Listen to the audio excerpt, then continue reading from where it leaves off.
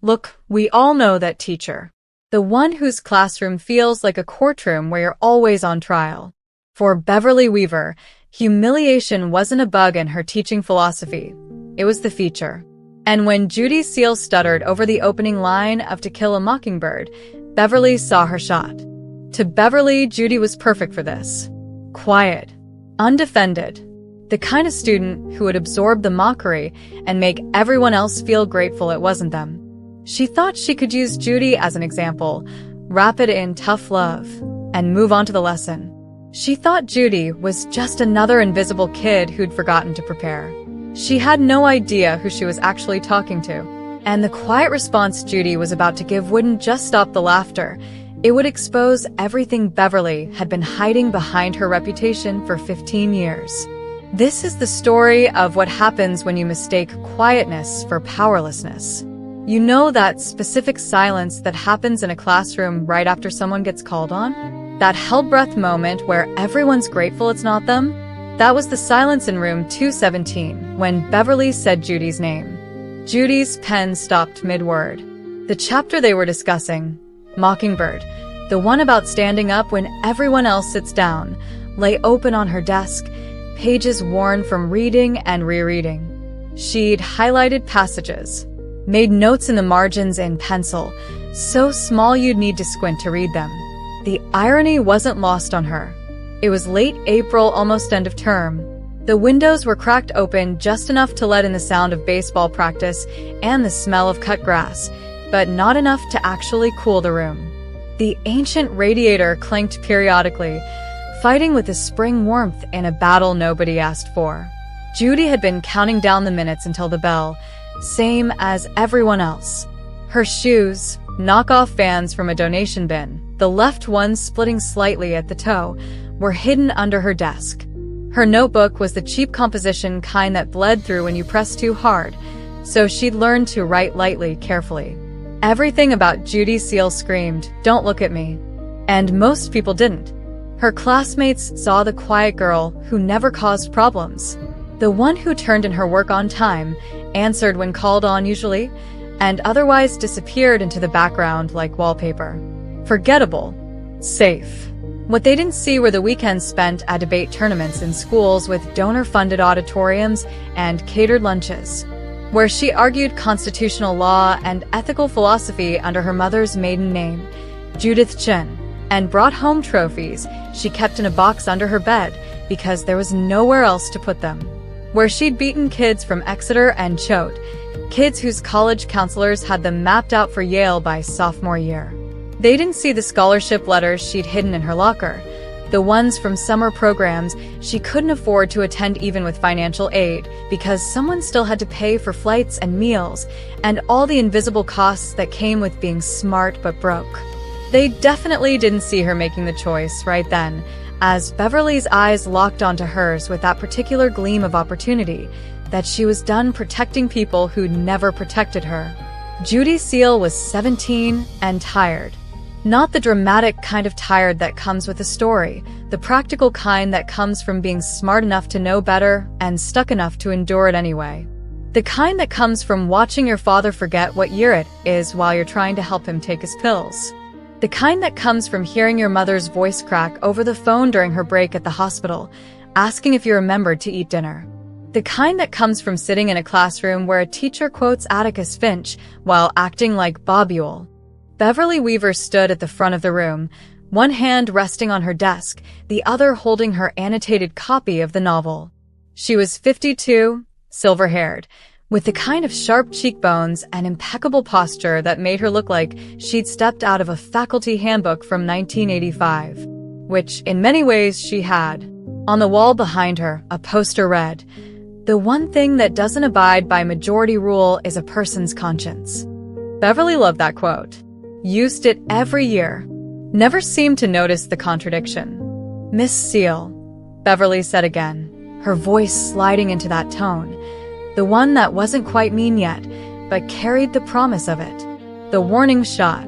"We're waiting." Around Judy, the class had gone still. Not the focused kind of still that comes with actual learning. The spectator kind.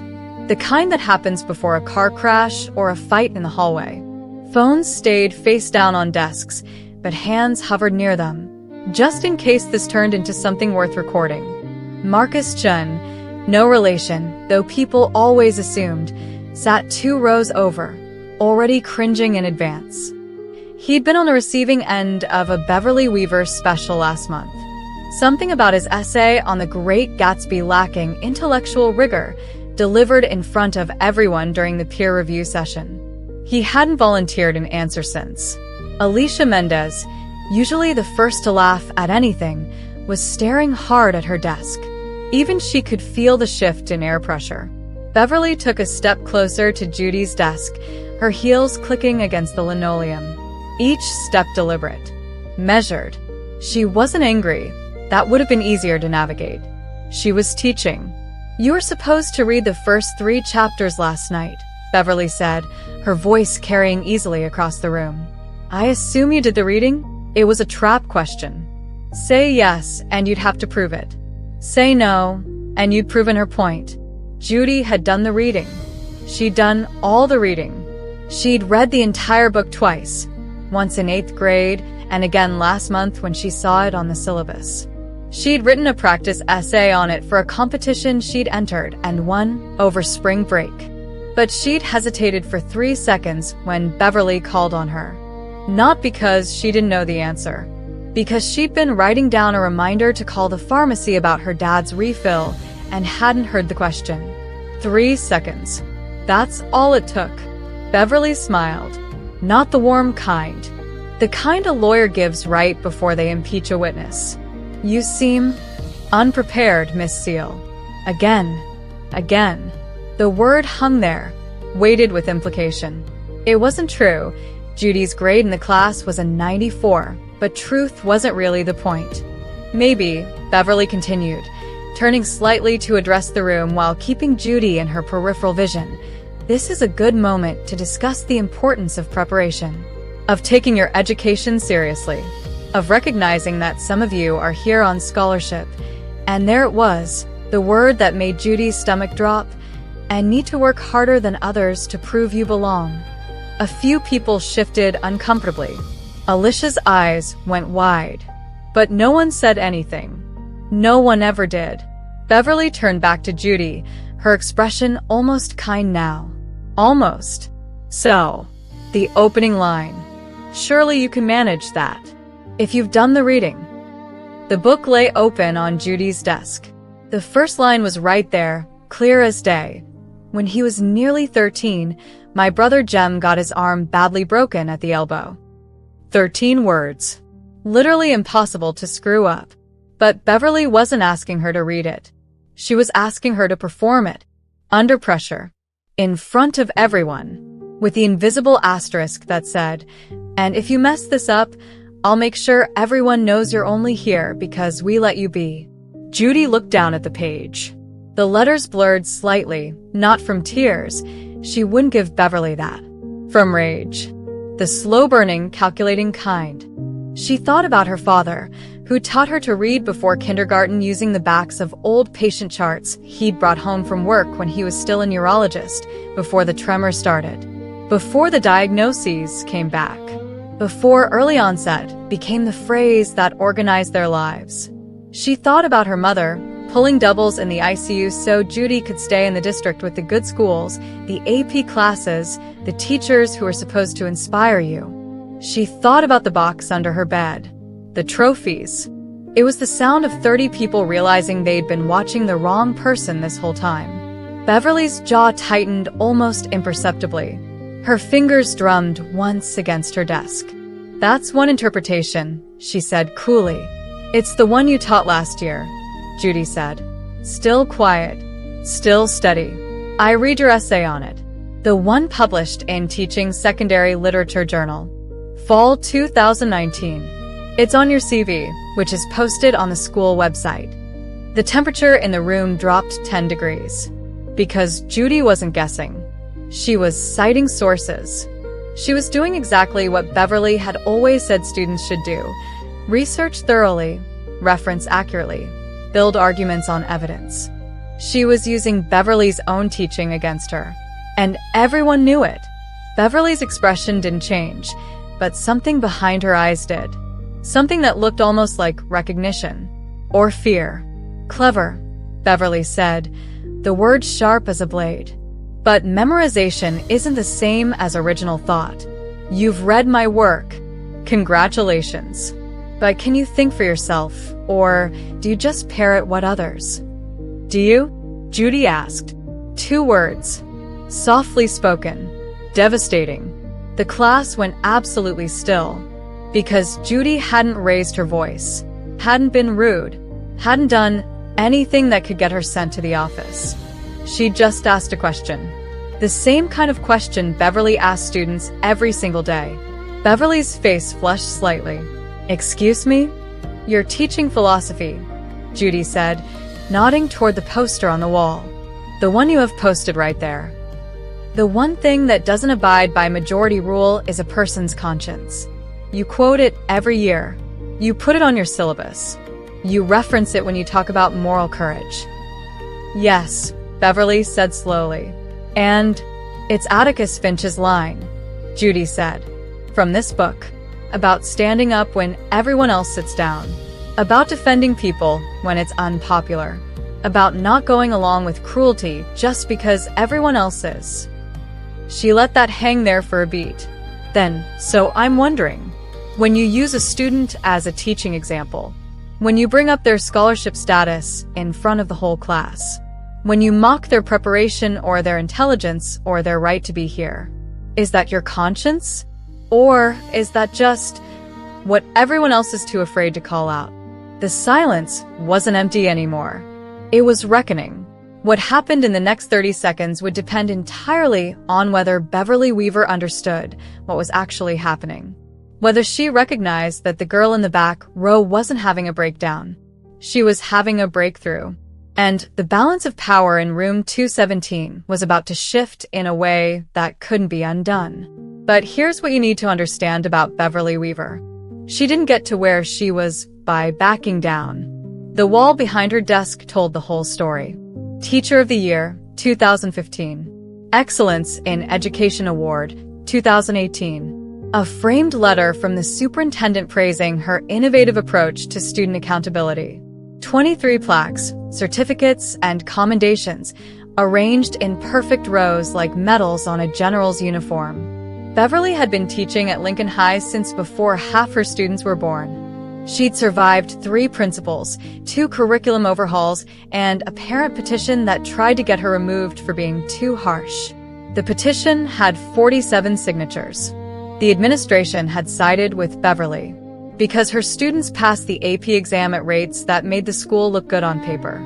And in public education, numbers trump feelings every single time. Students like Marcus Chin still got an A in her class. That was Beverly's insurance policy.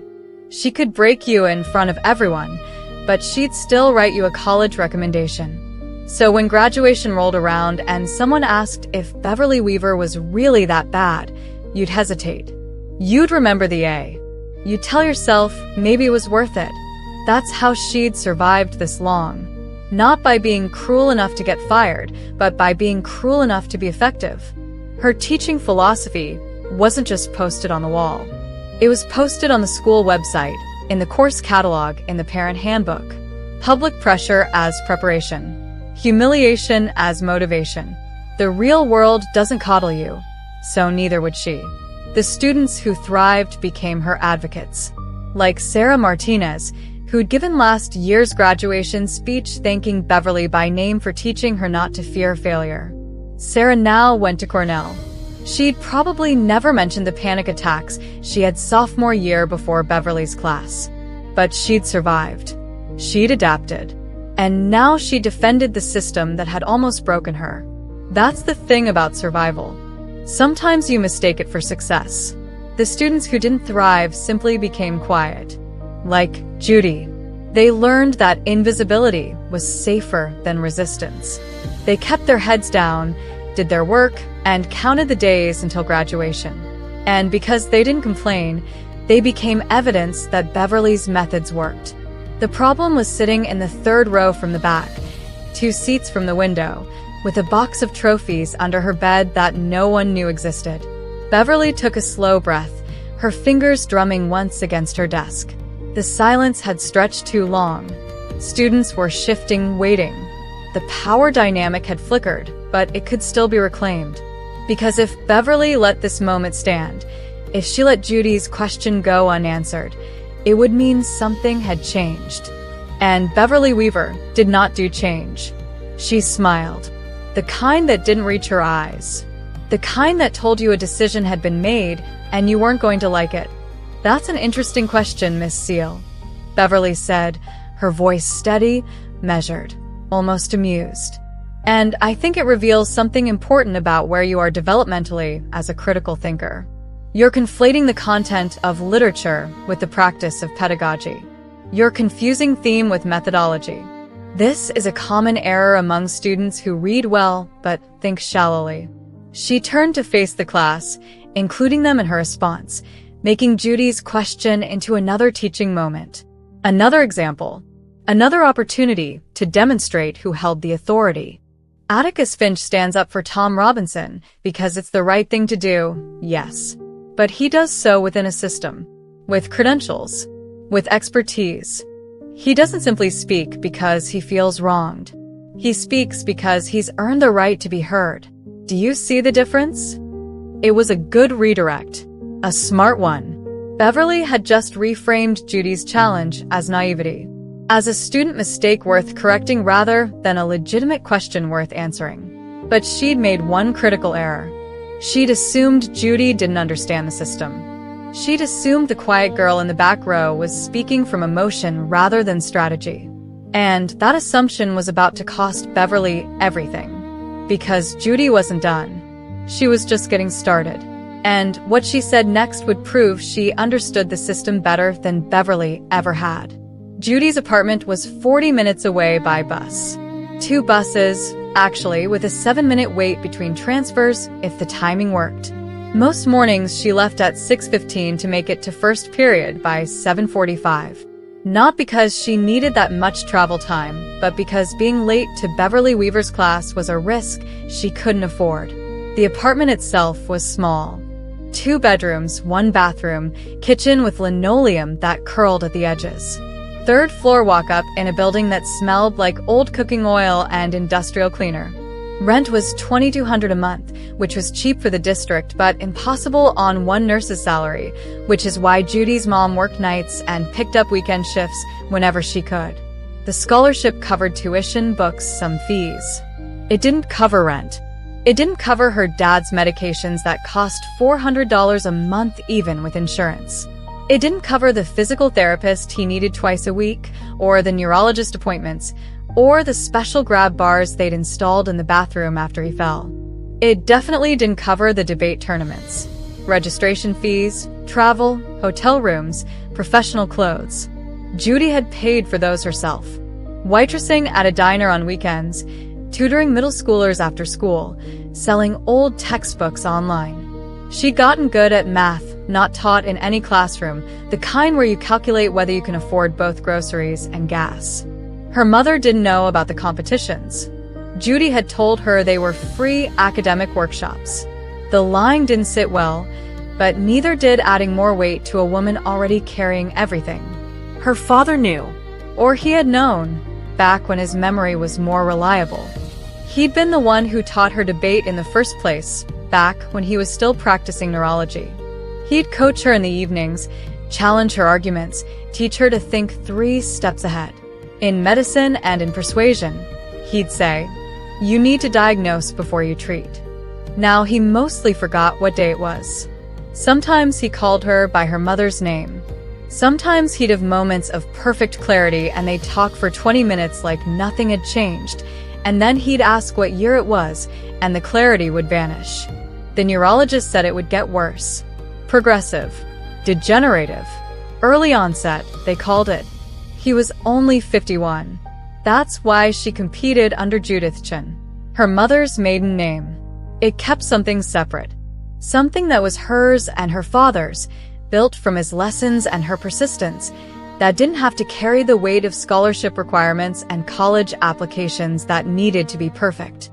As Judith Chun, she'd won the Northeast Regional Debate Championship. As Judith Chun, she'd placed second at nationals. As Judith Chun, she'd been offered full rides to 3 different summer programs. She'd turned them all down because summer meant full-time work. Summer meant her mother could stop taking extra shifts. Summer meant being home when her father needed her. So Judy Seal sat in the back of Beverly Weaver's classroom, quiet and unremarkable, while Judith Chun existed in tournament brackets and online forums where debate coaches asked, "Who is this kid, and why haven't we heard of her before?" The answer was simple. They hadn't heard of her because she'd made sure they wouldn't. Because being seen meant being scrutinized. And scrutiny meant questions she didn't want to answer about sick fathers and night shifts and apartments that cost more than they could afford. Better to stay quiet. Better to stay invisible. Better to save the brilliance for places where it couldn't be used against her. Except Beverly had just used her invisibility against her. Had weaponized her silence. Had turned her strategy for survival into evidence of inadequacy. And that's when Judy realized staying invisible had stopped being protection. It had become prison. Her father had taught her something important. The best argument, he'd said, is the one your opponent makes for you. Let them talk. Let them overextend. Let them contradict themselves. And then, quietly, precisely, show them what they've done. Beverly Weaver had just spent 5 minutes contradicting herself, talking about moral courage while demonstrating moral cowardice, quoting Atticus Finch while acting like the people Atticus fought against. And Judy had been taking notes, not on paper, in her mind, remembering everything, organizing it instantly, preparing to deploy it strategically. The question was whether she was willing to use it, whether staying safe was worth more than speaking up. The answer came easier than expected. She couldn't stay silent anymore. She was done protecting people who'd never protected her. Done making herself smaller so others could feel bigger. Judy looked up at Beverly, who was still waiting for her to back down, to apologize, to accept the correction and move on. And Judy made a choice. Not yet, but soon. Very soon. Because Beverly Weaver had just taught her final lesson. And the test was about to begin. Beverly couldn't let it go. That should have been the first sign she'd already lost. Good teachers know when to move on. Beverly Weaver knew only that she hadn't broken Judy yet, and that felt like unfinished business. So she pulled. "Let's explore your interpretation further, Miss Seal," Beverly said, her voice taking on that particular quality teachers use when they're about to publicly dissect someone's thinking. "You mentioned that the arm represents trauma that's been processed. That's a very emotional reading." She paused, letting the word emotional hang there like an accusation. In academic circles, calling an argument emotional was like calling it invalid. "Let's test that interpretation," Beverly continued. "If Scout is narrating from a position of safety, as you suggest, then why does Harper Lee open with an image of violence? Why not begin with safety itself?" It was a trap question. The kind that sounds reasonable, but has barbed wire underneath. Answer one way, and you prove you didn't think it through. Answer another way, and you contradict yourself. Judy could see it coming. The class could see it too. Marcus had gone very still.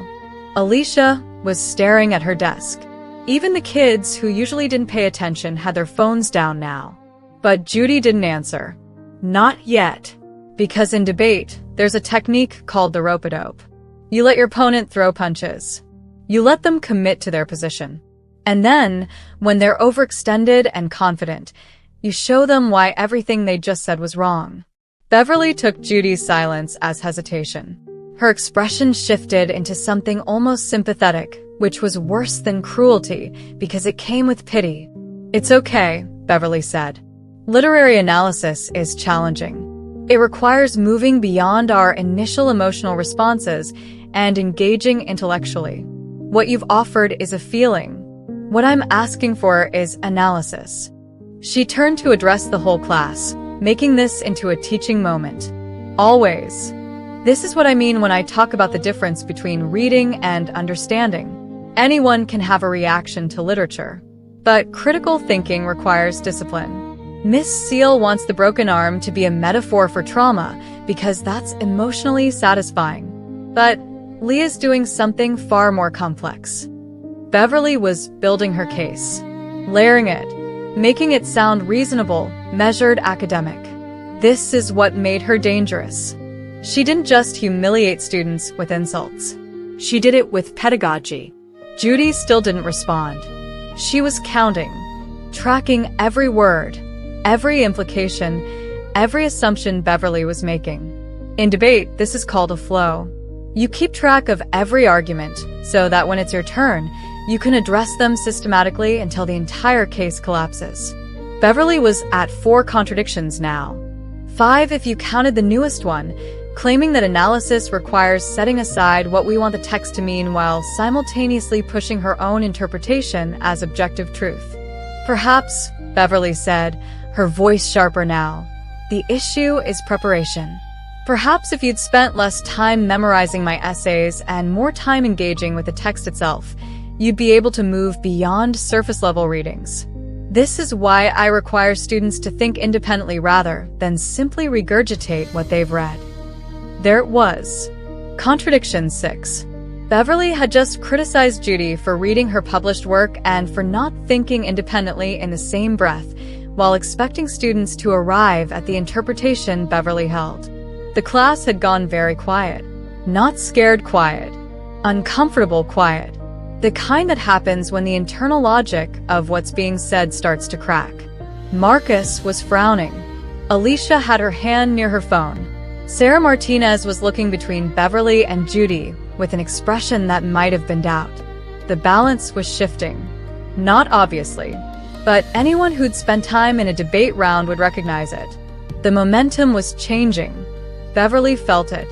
You could see it in the way her shoulders tensed. She'd expected Judy to crumble by now. Instead, Judy was sitting there, calm and quiet, with an expression that was starting to look more like patience. Like she was waiting for something. Do you have anything to add? Beverly asked, and there was an edge in her voice now. Any defense of your interpretation? Any evidence beyond your feelings? The word feelings landed like a slap. It was meant to. It was designed to make Judy react emotionally, to prove Beverly's point. But Judy had spent 3 years in competitive debate. She'd learned that the moment you react emotionally is the moment you lose credibility. So Judy did something Beverly didn't expect. She smiled. Just slightly. Just enough to signal she'd heard exactly what Beverly was trying to do, and it wasn't going to work. And then she spoke. I do have evidence, Judy said quietly. Several pieces, actually. But before I present them, I want to make sure I understand your position correctly.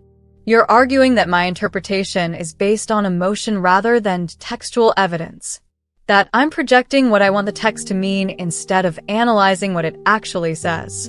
That real critical thinking requires independence from other scholars' work while simultaneously aligning with established interpretation. Is that accurate? It was a perfect summary. Neutral. Fair. Completely devastating. Because Judy had just restated Beverly's argument in a way that highlighted every internal contradiction. Beverly's expression flickered. Just for a second. But everyone saw it. The moment of recognition. The moment she realized she'd been outmaneuvered.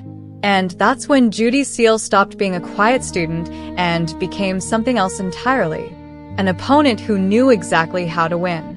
Beverly opened her mouth to respond, then closed it again. For the first time in recent memory, she was the one who needed a moment. And in that moment of hesitation, everything changed. Because silence from a teacher means something different than silence from a student.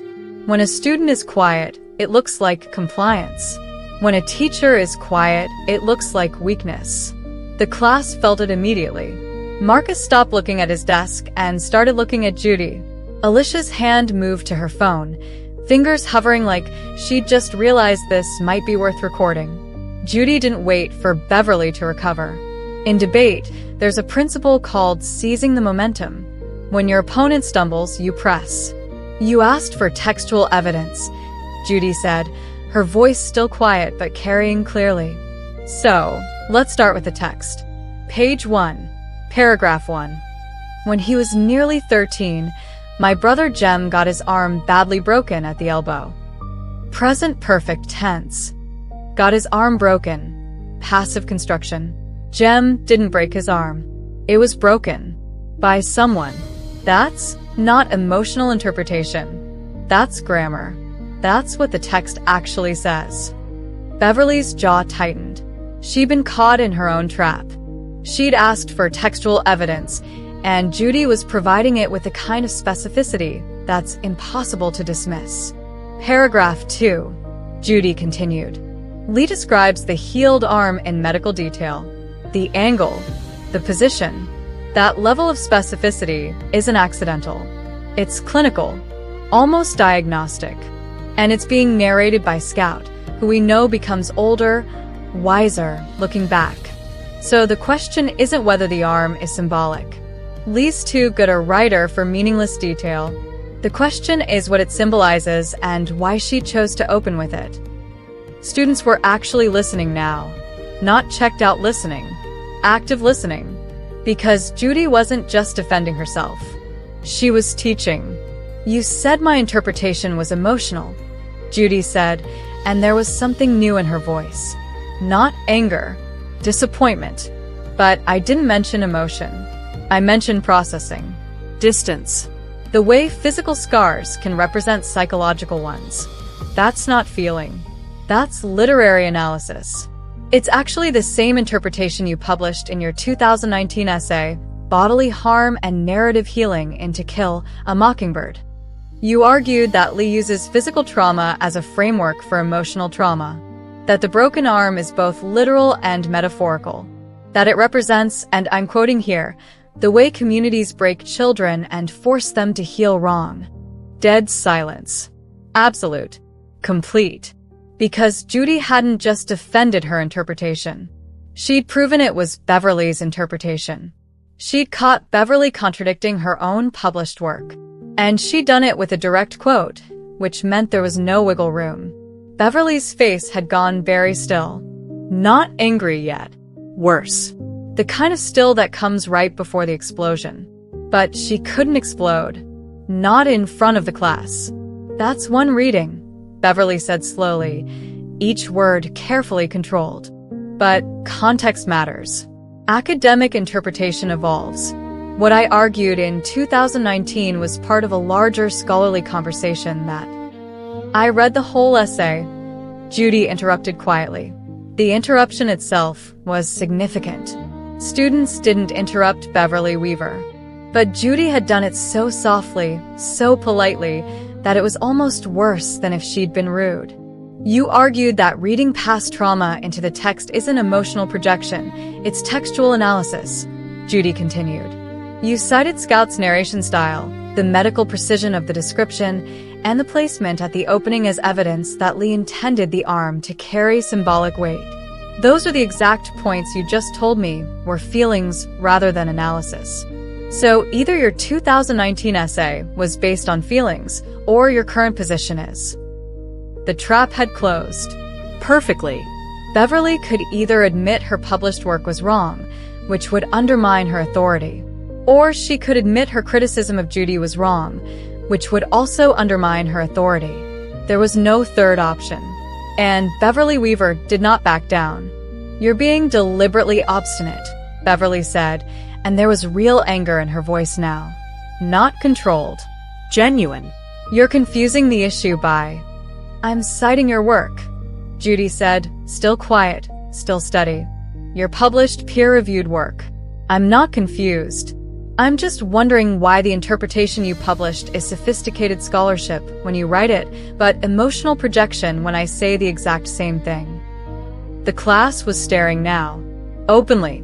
Because they'd just watched something that wasn't supposed to happen. The quiet girl had just intellectually dismantled the most intimidating teacher in school. With the teacher's own words. Using the teacher's own standards. Without raising her voice. Without being disrespectful. It was brilliant. It was devastating. And everyone in room 217 knew they were witnessing something they'd remember years from now. Beverly stood at the front of the room, her carefully constructed authority cracking like ice under pressure. And for the first time in 15 years, she didn't know what to say next. The silence stretched, heavy, loaded, waiting. And then Beverly made her final mistake. Instead of acknowledging the point, she attacked. "This is exactly the kind of arrogance," Beverly said, her voice sharp and brittle, "that comes from students who think reading a few books makes them experts. You've read one essay. Congratulations. But understanding pedagogy requires years of experience you simply don't have. So perhaps instead of trying to correct me, you should spend more time learning humility." It was a mistake. A huge one. Because Beverly had just shifted from criticizing Judy's interpretation to criticizing Judy herself. She'd gone from academic disagreement to personal attack. Judy sat there, still calm. And then she smiled. Not smugly. Sadly. Like she'd expected better. "That's interesting," Judy said softly.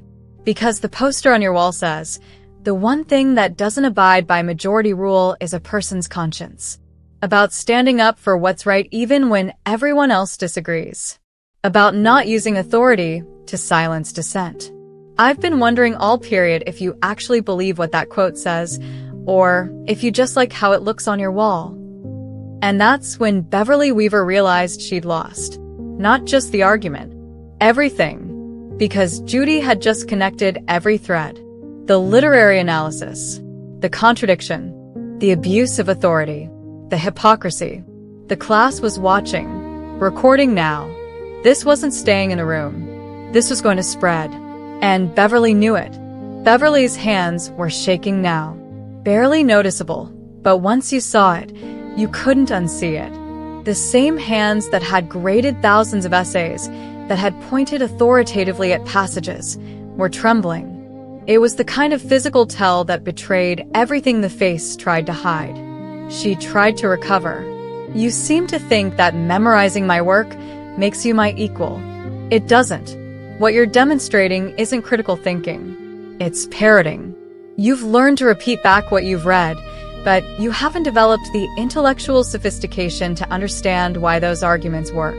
That comes with maturity, with experience, with humility." There it was again. Humility. The word Beverly kept returning to like a shield. But shields only work if the person you're facing doesn't know where the weak spots are. "Can I ask you something?"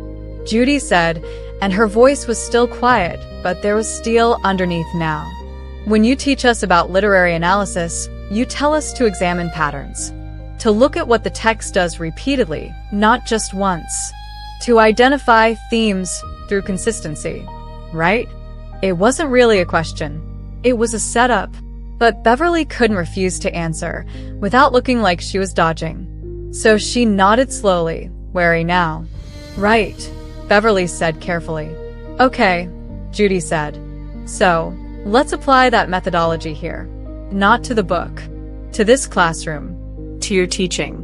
Because patterns matter, and I want to make sure I'm not misreading what I've observed." The temperature in the room dropped. Several students inhaled sharply. Because Judy had just done something extraordinary. She'd taken Beverly's own teaching method and turned it into an instrument of examination. Marcus was fully paying attention now. Sarah Martinez had her pen frozen. Even the kids who usually slept were awake and alert. "In September," Judy said, her voice steady, "you asked Marcus Chen to read his essay on the Great Gatsby aloud. You stopped him and said, 'That's not an argument. That's a feeling.' You made him explain his position in front of everyone. Then you explained why his interpretation showed he'd missed the point. Marcus got an 86 on that essay. He hasn't volunteered to speak since." Marcus looked down at his desk, face flushing. But there was something else in his expression. Recognition. Relief. "In October," Judy continued, "you called on Alicia Mendez to explain the symbolism in the Scarlet Letter. She said she thought the letter represented shame, but also strength. You said that was an interesting attempt, but that she was conflating thematic elements. Alicia stopped raising her hand after that. Alicia was staring at Judy now, eyes wide. So were half a dozen other students, realizing someone had been paying attention. Someone had been keeping track. In November, you told David Park that his interpretation showed he was reaching beyond his analytical capabilities. David dropped down to regular English the next week. In December, you interrupted Sarah Martinez's presentation 6 times to correct her citations. In January, you told me my essay was technically competent, but intellectually shallow. Judy paused, letting the litany sink in. Letting the class process the pattern that had been invisible when experienced individually, but became undeniable when laid out sequentially. Every single one of those students, Judy said quietly, is a scholarship student. Everyone. Marcus, Alicia, David, me. The 4 students on financial aid in this class. The ones whose families don't donate to the school. The ones who need this class and this recommendation to have any shot at changing their circumstances. The silence was absolute, because Judy had just named the thing everyone had felt but nobody had articulated.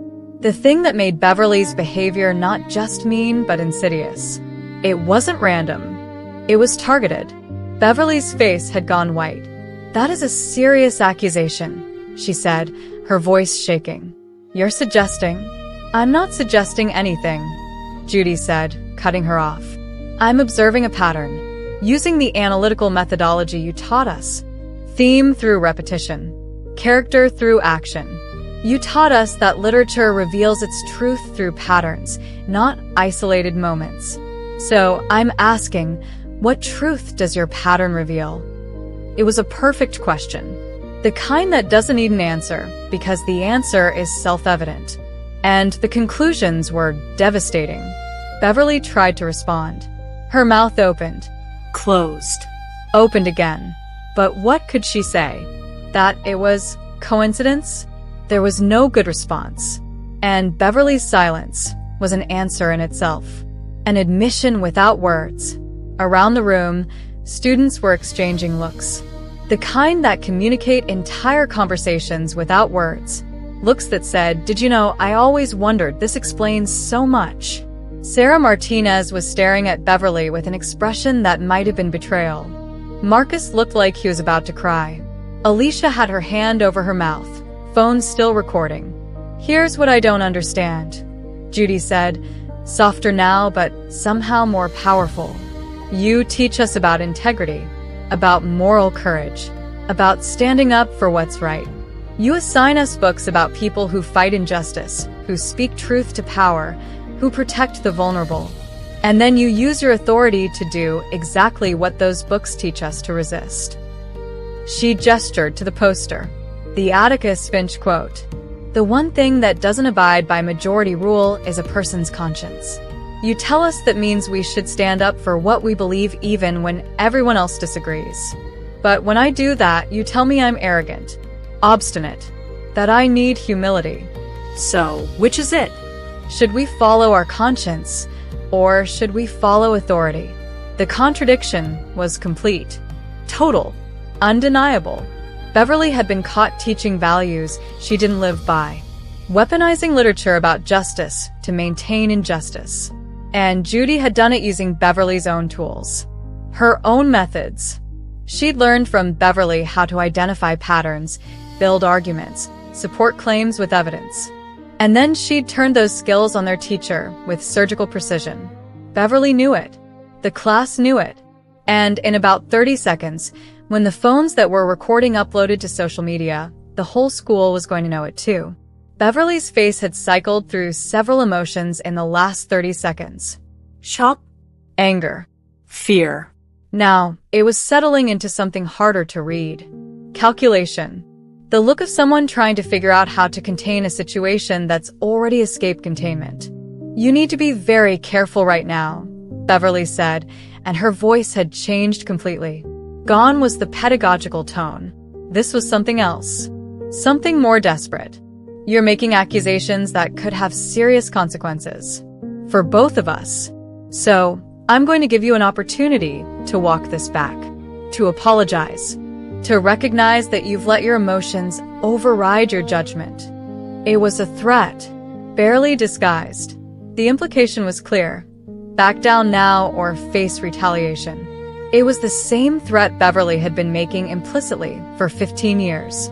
I control your grade, your recommendation, your future, so don't push me. But Judy had stopped responding to threats. The threat didn't land. Judy just looked at Beverly with that same sad, disappointed expression. I'm not making accusations, Judy said quietly. I'm describing what happened. Using dates, quotes, observable patterns. The same standards of evidence you require in our essays. If that feels like an accusation, maybe the problem isn't with my methodology. The class was absolutely riveted. This had moved beyond drama.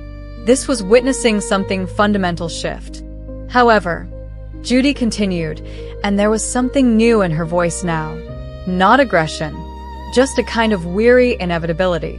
Since you mentioned consequences and evidence, I should probably tell you about the assignment you gave us in September. The one on self-evaluation and reflective practice. Beverly's expression flickered. She remembered the assignment. It had been part of her professional development portfolio. Students were supposed to record themselves presenting material, then write reflections on their performance. It was supposed to teach metacognition. You told us to record our own participation in class discussions, Judy said, to capture moments where we contributed, so we could analyze our own speaking patterns, our use of evidence, our rhetorical choices. You said we should treat ourselves like text to be analyzed. Around the room, several students were nodding. They remembered. I've been recording, Judy said simply. Not secretly. As part of the assignment you gave us. My phone's been on my desk during every class since September, documenting my participation patterns like you asked. I've got 4 months of footage. Every discussion, every question you've asked me, every comment you've made, time-stamped, dated, organized by theme. The air went out of the room, just left entirely, because everyone instantly understood what Judy was saying. She had evidence. Not emotional claims or subjective interpretations. Actual recorded evidence of every interaction, every public criticism, every targeted comment, everything. Beverly's hands weren't just shaking anymore. Her whole body had gone rigid because she'd authorized this. She'd required it. She'd created the assignment that gave students explicit permission to record classroom interactions. I wasn't planning to use it, Judy said, and she sounded tired now. I was going to write my reflection essay and move on. But then you brought up my scholarship status. You questioned whether I belong here. And I realized that if I don't speak up now, I'm just going to be one more name on a long list of students you've done this to. And there will be more after me. She paused, letting that sink in. Letting Beverly and the class understand that this wasn't about revenge. It was about pattern interruption. About saying enough. So yes, Judy said quietly. I have documentation. For months of it. And if you check your assignment guidelines, you'll see that you specified all recordings should be saved until final grades are submitted. Which means I still have everything. Including today. Beverly looked like she might be sick. Her carefully constructed authority, her 15-year reputation, her untouchable status, all of it was crumbling in real time. Because documentation changes everything. It turns he said, she said into recorded fact. It makes patterns undeniable. You're threatening me, Beverly said, barely above a whisper.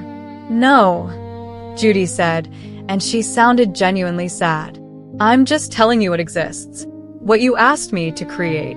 You're the one interpreting it as a threat. Which maybe tells us something about how you know this looks from the outside. How you know it sounds when someone else can hear it without the context of authority protecting it. It was brutal, because Judy had just made Beverly confront her own awareness. The fact that she knew, on some level, that her behavior wouldn't survive outside scrutiny. Marcus was staring at Judy with complete awe. Alicia had tears running down her face, but she was smiling.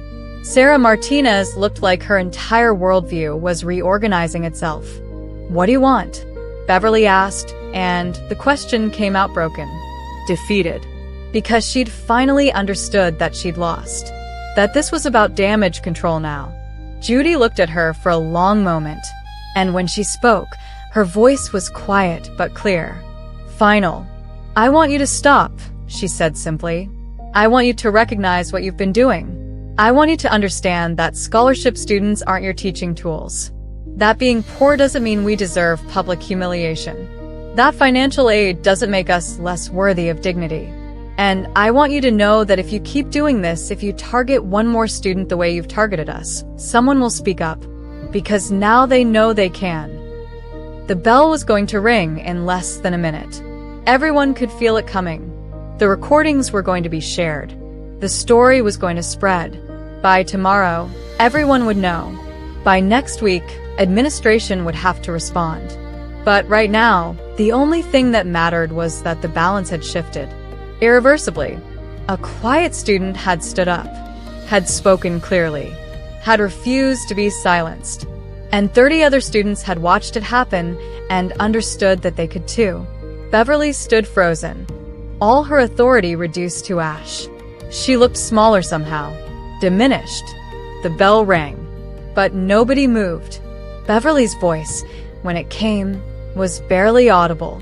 Class dismissed. Still, nobody moved, waiting, watching. For 3 full seconds after Beverly dismissed them, nobody moved. It was the kind of silence that's heavy with decision, with the understanding that what happened next would define how everyone remembered this day. Marcus was the first to stand. Slowly. He didn't head for the door. He walked toward Judy's desk. 3 steps. 4.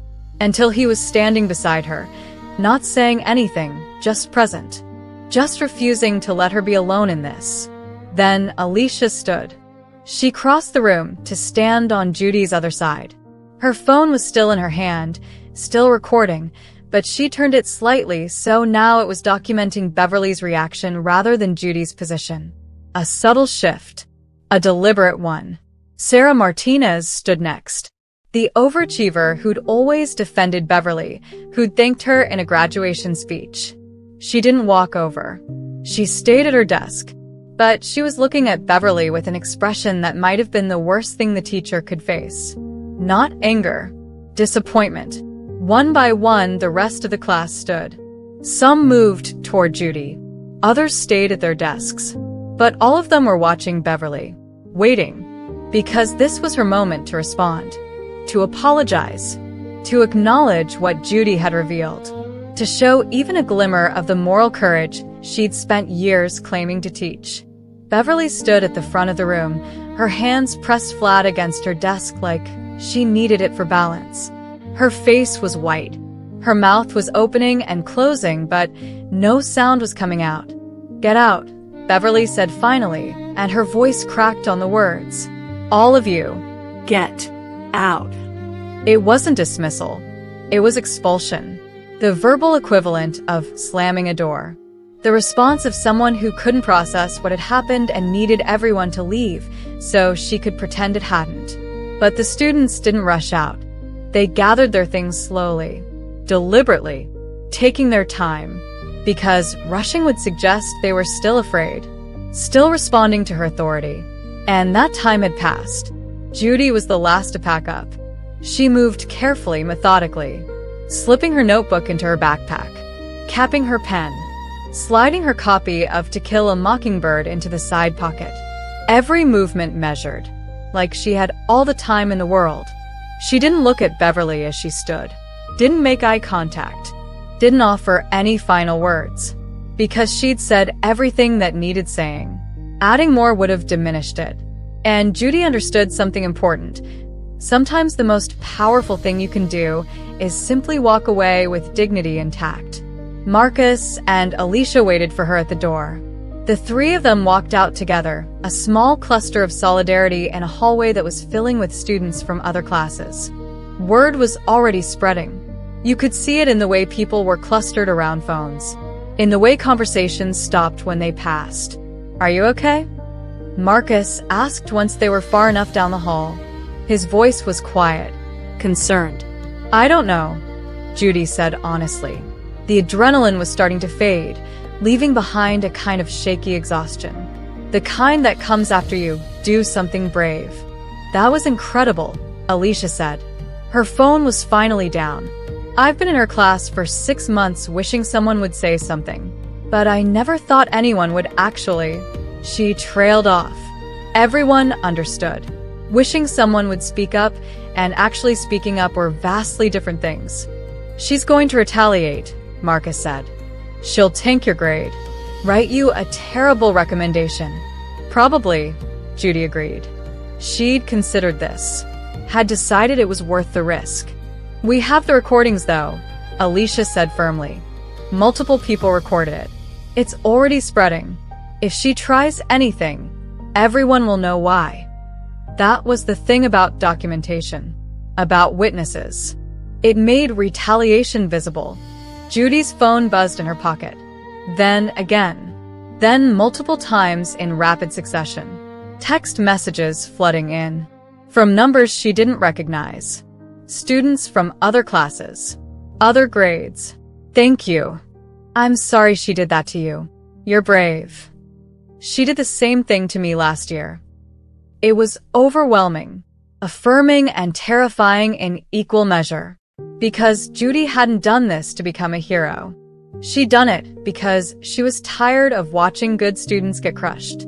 She'd wanted one thing to change. She hadn't expected everything to change. The school day continued around them. Betsram. Classes changed. But something fundamental had shifted. You could feel it in the conversations happening in hallways. In the way students looked at Judy as she passed. By lunch, the video had been viewed several thousand times. By the end of the day, tens of thousands. Students were sharing it. Then parents. Then education blogs. Then local news. The story was escaping Lincoln High, becoming something that existed beyond the people who'd witnessed it. And at the center of it all was Judy Seal, who'd come to school that morning invisible and was leaving visible in ways she'd never intended. Who'd wanted to finish high school quietly and instead had become the face of something larger. She walked out of Lincoln High that afternoon with Marcus and Alicia flanking her, phone still buzzing with messages. But she walked out standing straight, looking forward, no longer making herself small. For the first time in a long time, Judy Seal walked out of school scene. And in that visibility, she found something she hadn't expected. Not triumph, just relief. The simple, profound relief of finally being able to stop hiding. The email from Principal Morrison came at 7:30 that evening. Subject line: meeting request urgent. Judy stared at it for a full minute before opening. Her mother was sleeping after a double shift. Her father was having one of his bad days. She was sitting at the kitchen table, surrounded by homework she hadn't touched, phones still lighting up with messages. The email was brief. Come to the principal's office tomorrow morning before first period. Bring a parent or guardian if possible. Nothing overtly threatening, but the urgent carried weight. Judy didn't sleep well that night. She kept playing it back. Everything she'd said. Wondering if she'd gone too far. Wondering if there was a version where she'd stood up but done it differently. But she couldn't imagine what that version looked like. Sometimes you can't speak truth quietly. Her mother woke around midnight, found Judy still at the kitchen table. She didn't ask immediately. Just made tea. Set a cup in front of Judy. Waited. Being a nurse for 20 years had taught her that sometimes the best thing you could do was create space. Something happened at school, Judy said finally. And then she told the whole story. The class. Beverly's pattern. The confrontation. The recording. The way it had spread. Her mother listened without interrupting. When Judy finished, she was quiet for a long moment. Then, I'm proud of you. Not worried. Not concerned about consequences. Just proud. I know that was scary, but some things are worth the risk. They went to the principal's office together the next morning. Beverly was already there, sitting outside Morrison's office, looking like she hadn't slept. She didn't make eye contact when Judy arrived, just stared at her hands. Morrison's office was diplomas on walls, photos of sports teams, a desk trying to project authority. Morrison herself was in her 50s, professional, the kind of administrator who'd spent years learning how to navigate between what was right and what was politically feasible. "Thank you for coming," Morrison said once they were seated. "I'm sure you're aware that a video from yesterday has been circulating. I've watched it multiple times, along with several members of the school board and our legal counsel." Legal counsel. The words hung heavy.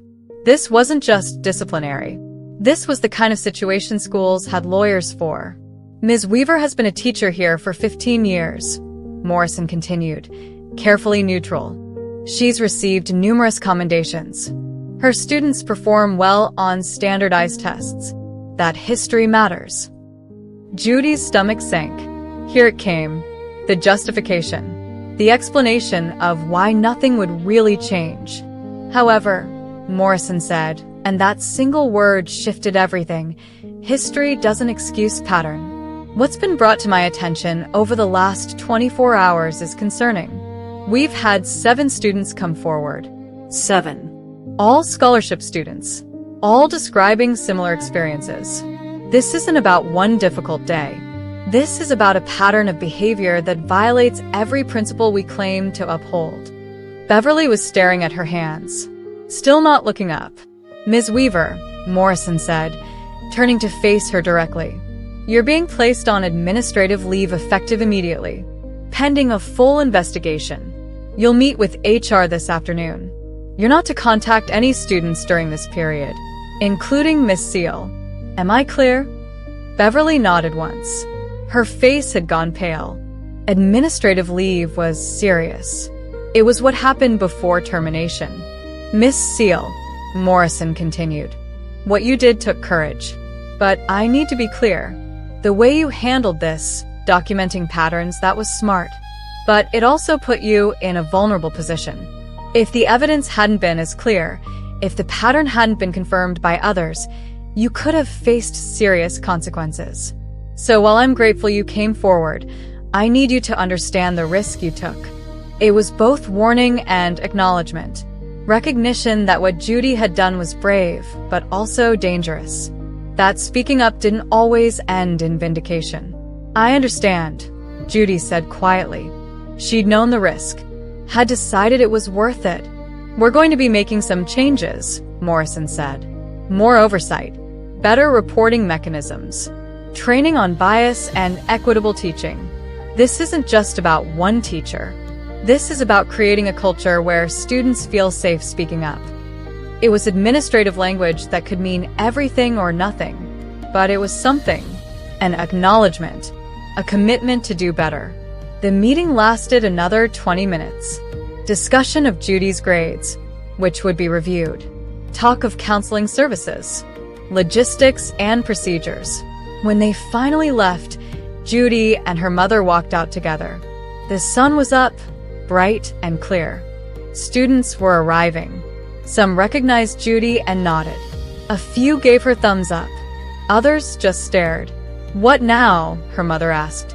Judy thought about it. About the meeting, the investigation, the changes that might or might not happen. The fact that she still had to finish high school, apply to colleges, figure out how to pay for it all. But something had changed. Not everything, but something fundamental. The understanding that speaking up was possible, that patterns could be interrupted, that authority without integrity could be challenged. "Now," Judy said, "I finished my homework. Go to class. Keep debating. Keep learning. Keep being visible instead of invisible. Because I'm done making myself small to make others comfortable." Her mother smiled. "Tired. Proud. Good. That's good." The video continued to spread.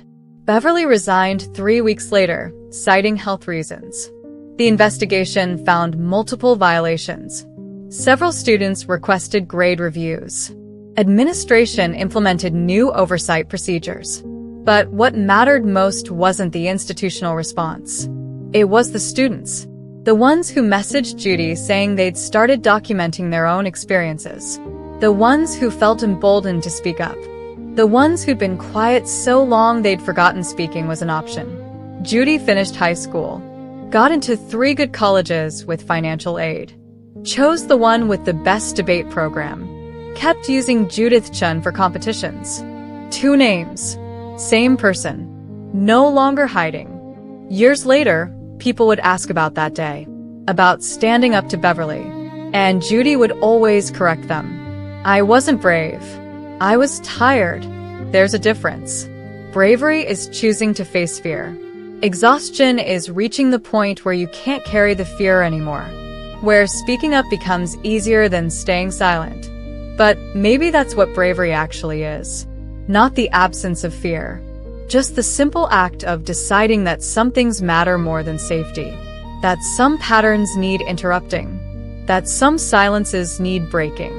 The class had gone silent that day in room 217. And in that silence, everything changed.